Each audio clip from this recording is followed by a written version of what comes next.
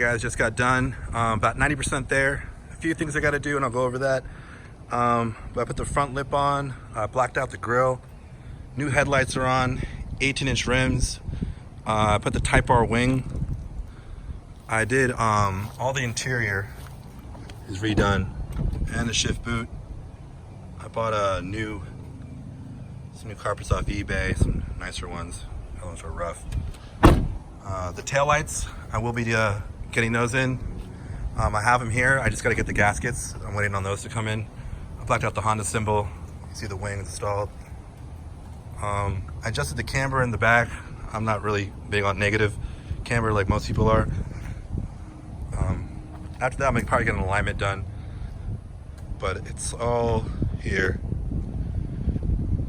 The paint looks really, really good. And that's it. Thanks, guys.